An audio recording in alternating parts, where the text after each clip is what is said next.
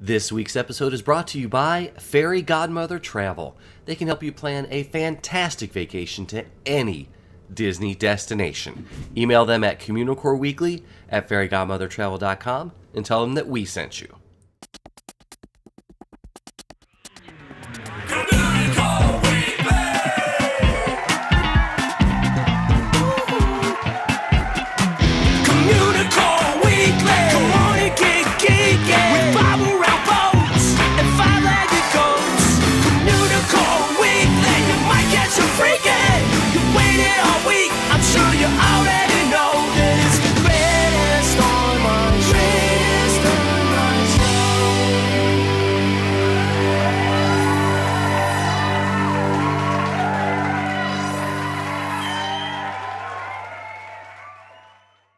Hello and welcome to Communicore Weekly, the greatest online show and home of the world's first pair of independently born identical twins. I'm George. And I'm Jeff, and I'm still thinking about those gigantic screens showing Michael Eisner's head all over WESTCot that we stopped at last week. Yes, because it's a brilliant image and fits him perfectly. It's also like nightmare-inducing. Like, I can't get it out of my head. Gotcha, but I thought you liked that sort of stuff, right? Yeah, I do, but it's just so weird and bizarre, and yeah. But we should just jump into it this week, since we have a long episode. Let's do it. It's time for Disney History.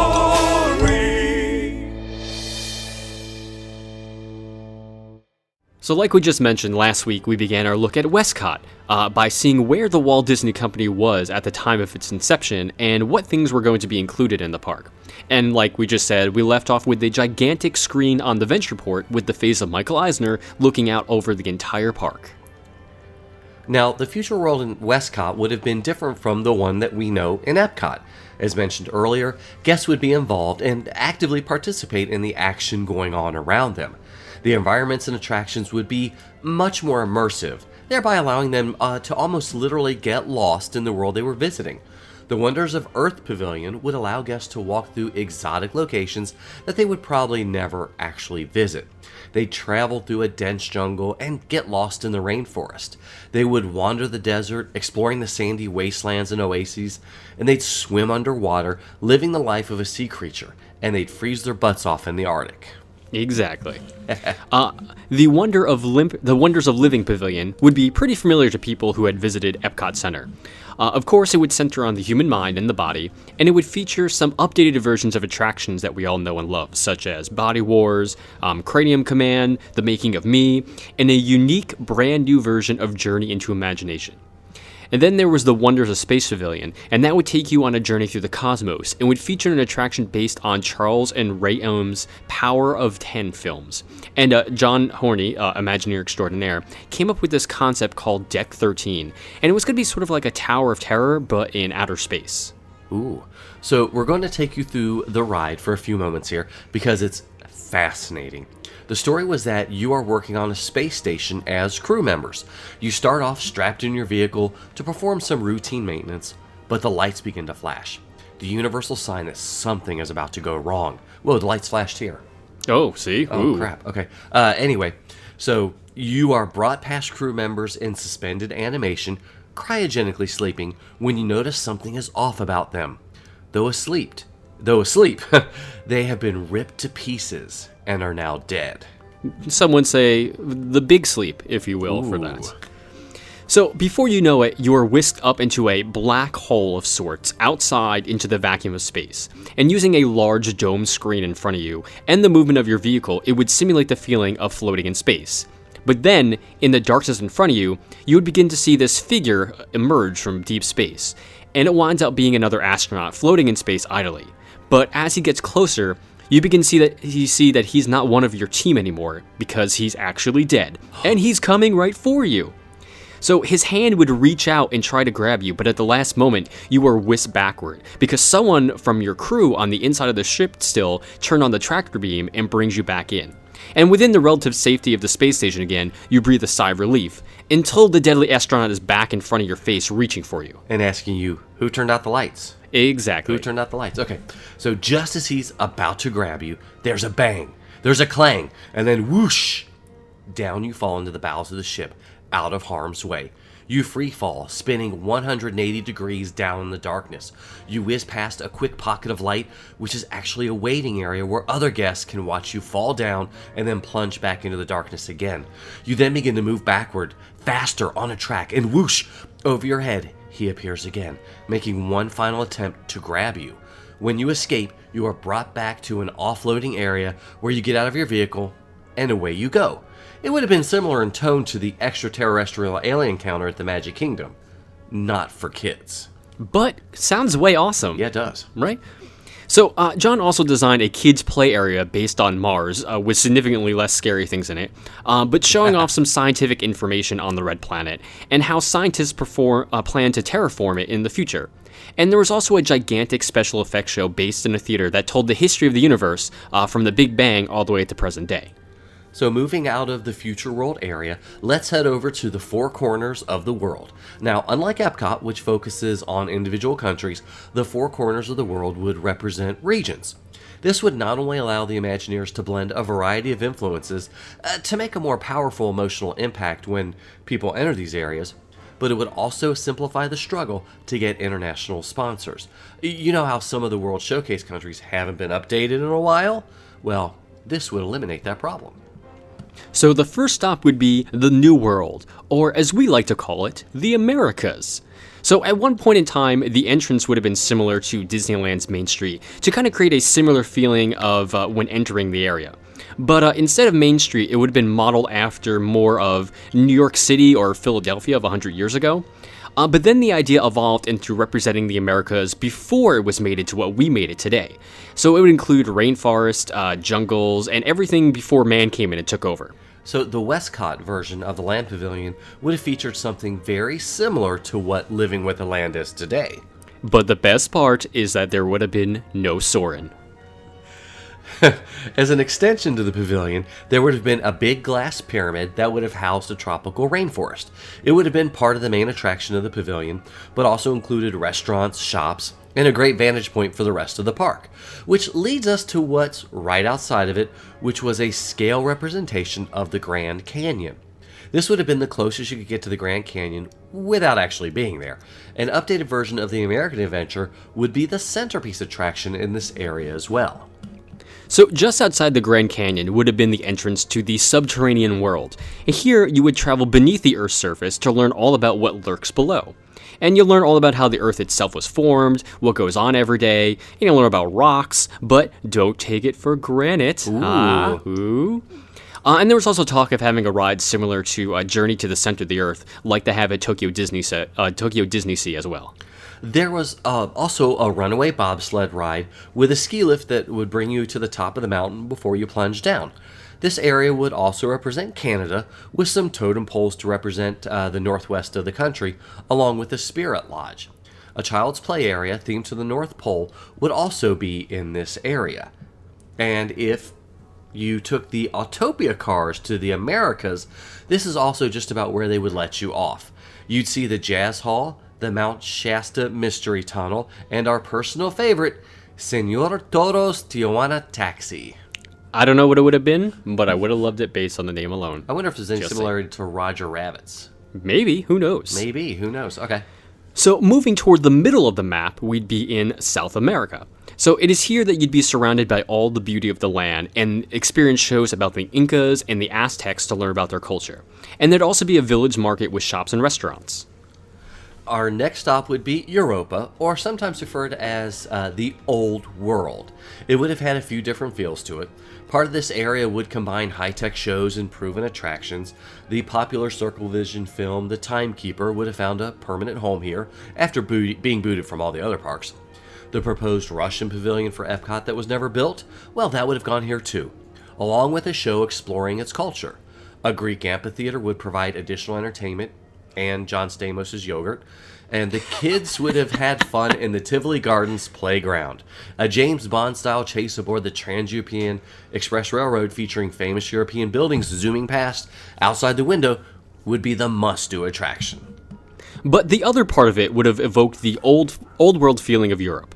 That first half would have been very modern, but the rest, as described by John Horney, would have been a labyrinth of sorts. They actually wanted you to get lost within its walls and to actually feel like you were in ancient times, following a string to find your way through the labyrinth and through the story of that section of the world. Kind of like Morocco is at Epcot right now. So this section would have the most common in Epcot too.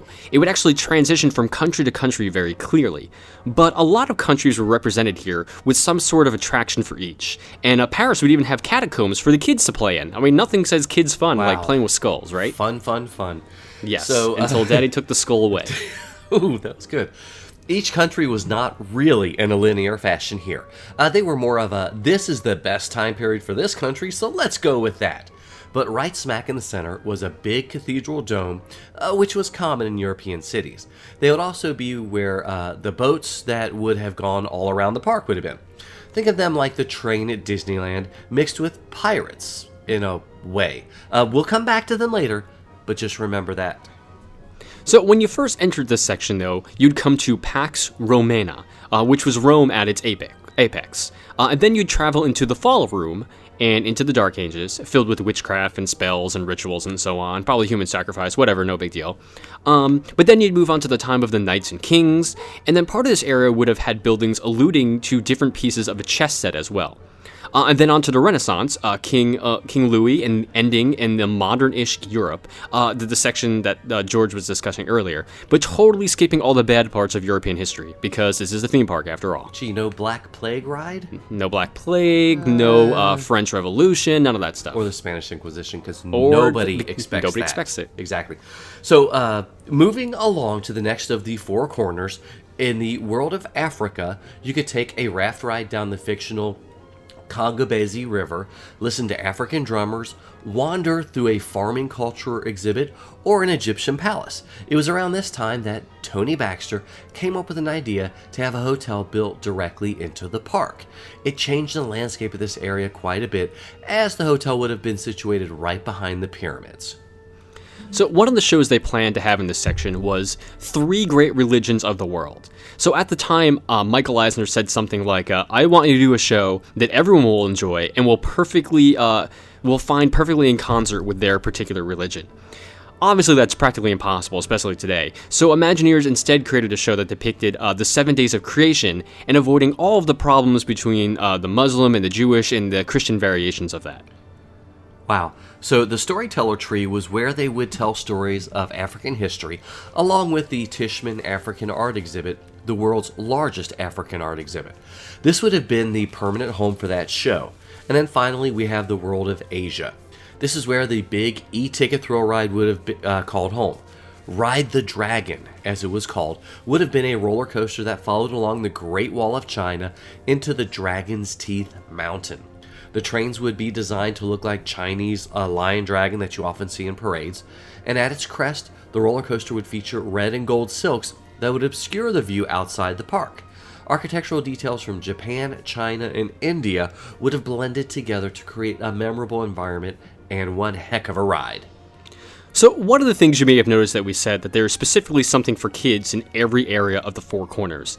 So one of the problems they had with Epcot was that there wasn't a lot for kids to do. I mean, sure, they can learn, but what kid wants to learn when there are cool attractions that go on? So adding these kid areas and elements would have made it easier for kids to handle and open up to the learning aspect of the four corners.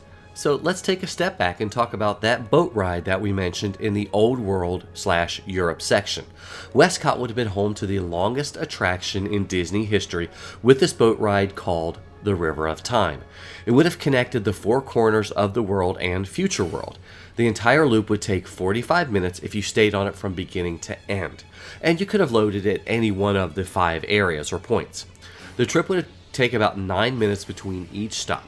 Between stations, you would experience scenes similar to those at Epcot Center's Spaceship Earth, but each would have been related to the land you were flowing through. The scenes would tell the story of the cultures of each pavilion and the evolution of world civilization.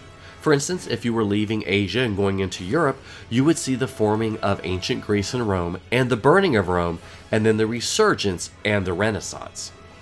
After Michelangelo paints the Sistine Chapel, as he does in Spaceship Earth, you would emerge from that building and then find yourself in the Renaissance area of Italy. And of course, you'd be welcome to step out and enter the experience, amidst all the entertainment, shops, and restaurants. All in all, WESTCot seems like it could have been a massive home run for the company. It was projected that all of this activity would have attracted 25 million visitors a year by 1998. WESTCot Center would have drawn more than 10 million on its own. So what happened? Well, come back next week as we explore that question and see what caused the downfall of WESTCot. He's a nerd, he's a geek, but we all like to hear him speak. So listen up to the words from his speech. It's George's Book of the Week. So someone has finally published the book that everyone has been thinking about writing in forever. And we're talking about the recently released Drinking at Disney by Drunky, seriously, that's the name on the book, and Rhiannon.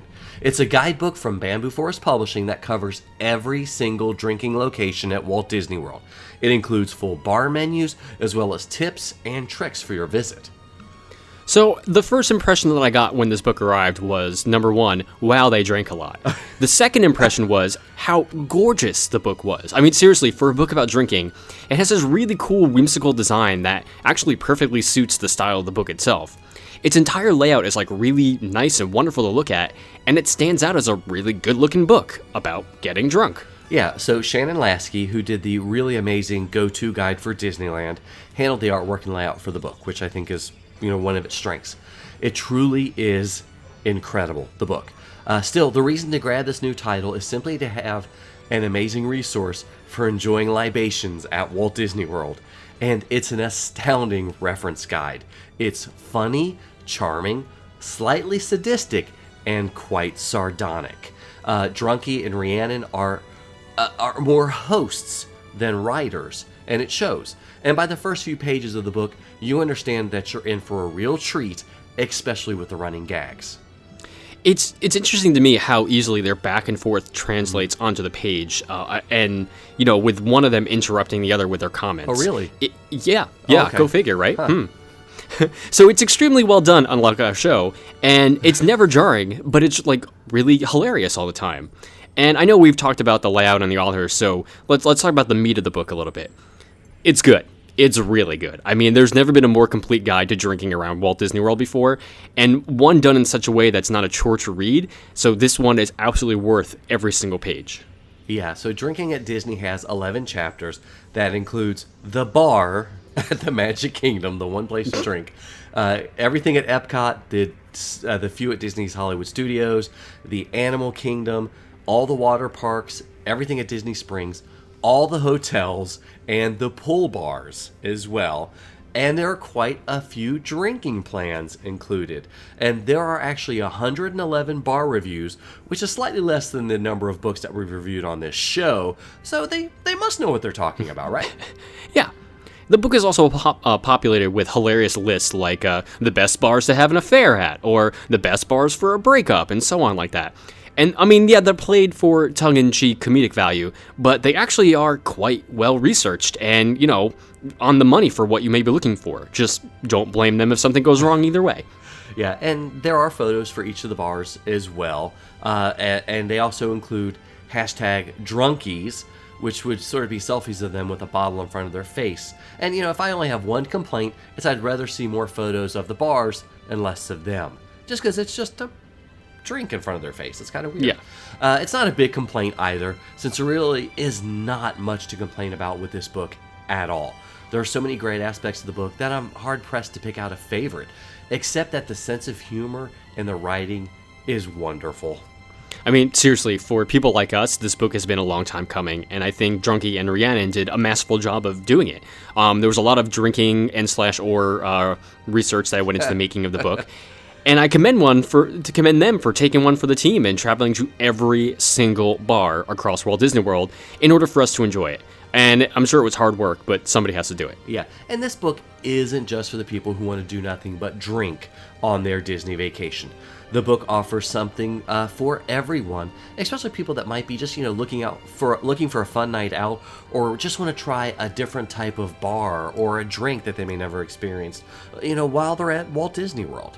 But, I mean, really, it's mostly for drinkers because, it is. Drinking. It is, yeah. But I think we both love the book and highly recommend it. It is Drinking at Disney by Drunky and Rhiannon. Sometimes it's a 1. Sometimes it's a 2. When you gotta go, what you gonna do? It's a bathroom break. A bathroom break.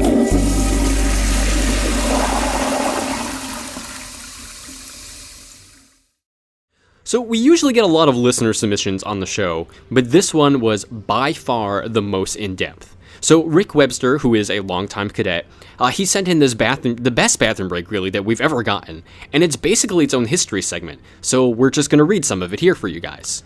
So Rick writes, and I quote, "I strolled along Hollywood Boulevard taking in the sights as I passed the ABC soap opera bistro, now Playhouse Disney. I couldn't believe my eyes. There before me stood a new and distinctive, yet very familiar structure, composed of concrete textile blocks, beveled corner windows, a cantilevered roof, a symmetrical pedestaled urns overflowing with greenery. And I know these architectural elements well. Disney Imagineers had created an homage in the style of my favorite architect, Frank Lloyd Wright. I was thrilled that a lowly restroom would be afforded this level of detail tied to an individual architect in a Disney park." End quote. So just as a sidebar really quick, the bathroom he's talking about is in Disney's California Adventure. Now it's technically part of Buena Vista Street, but it's right next to Playhouse Disney. And you really can't miss it. It's a pretty big bathroom right there. Mm-hmm. Anyway, so Rick goes on, to put things in perspective, let's take a look at the timeline for the Golden Age. Walt Disney arrived in Los Angeles in 1923. Then in 1924, MGM Studios and the Charlie Chaplin Studios, now Muppet Studios, opened. In 1925, Walt built Hyperion Studios, and in 1926, the Spanish colonial revival-style Carthay Circle Theater opened. Okay, so Rick again. Also during this time frame, Frank Lloyd Wright was one of the most renowned and prolific architects of the 20th century, with such disciples as John Lautner, Jim DeLong, Paolo Solari, and E. Fay Jones.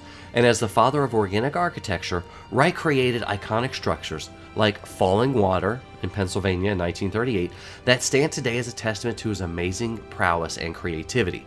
Wright had 3 golden ages of his own, the second of which coincided with Hollywood's golden age.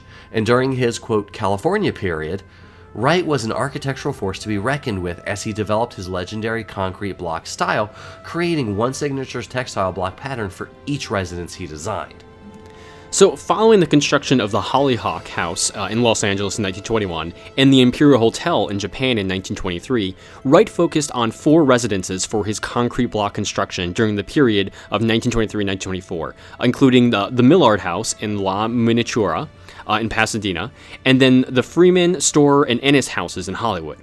And it should be noted that the textile block pattern the Imagineers created for the DCA restroom appears to be a hybrid of the Millard and Storer textile patterns. Of these 4 magnificent residences, only the Ennis house holds a prominent place, not only in the architectural history, but also in cinematic history. Due to its exotic Mayan revival architecture, the Ennis house became a go-to location for numerous Hollywood filmmakers starting as early as 1933.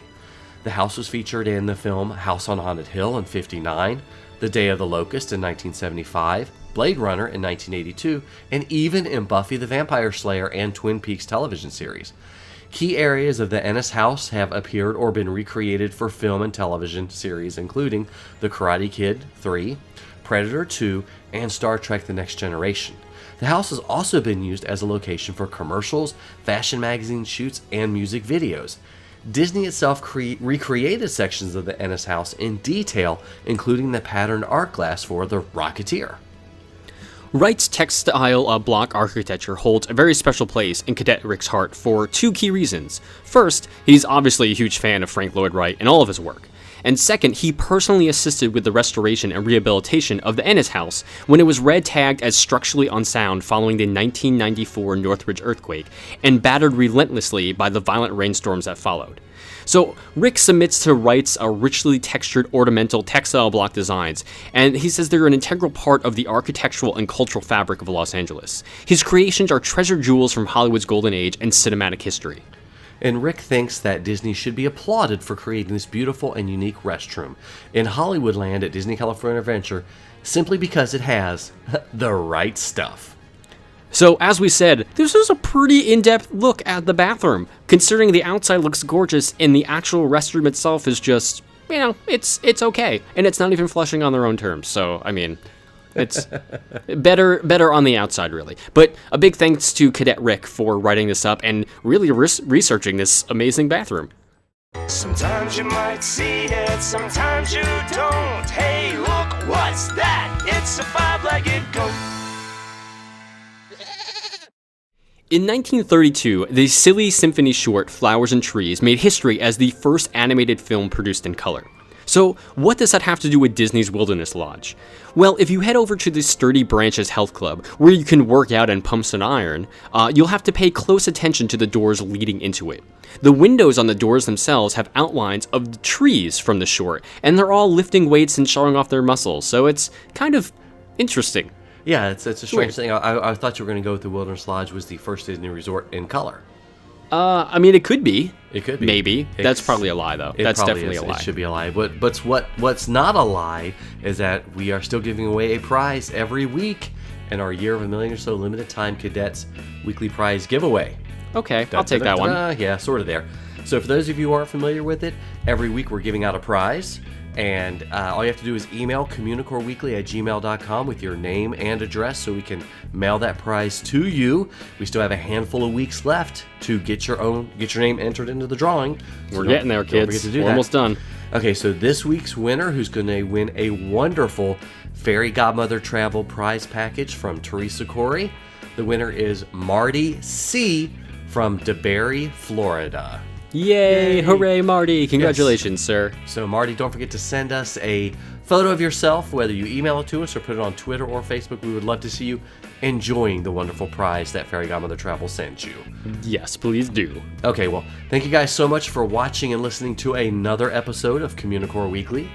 However you get the show, whether you're watching on YouTube, leave us a comment, or if on iTunes, leave us a review. We'd love to hear what you think. Yep, and email us at communicoreweekly@gmail.com. And you can also like us on Facebook at facebook.com/CommunicoreWeekly. Follow us on Twitter and Instagram and Periscope. I'm at Imaginerding. He's at Jeff Heimbach. And you can always call us on the Communicore Weekly Goat line at 424-785-4628. And make sure you visit the Communistore at communicoreweekly.com where you can get some great Communicore Weekly merch. And there's only a couple of weeks left to get your official Cadet membership card and stickers. Just send a self-addressed stamped envelope to Communicore Weekly, P.O. Box 432, Orange, California, 92856. And make sure you visit patreon.com/Communicore Weekly to see how you too can support the greatest online show. For Jeff Heimbach, I'm George Taylor. And for George Taylor, I'm Jeff Heimbach. Thanks so much for listening, guys and gals. We'll see you next time on Communicore Weekly, the greatest online show.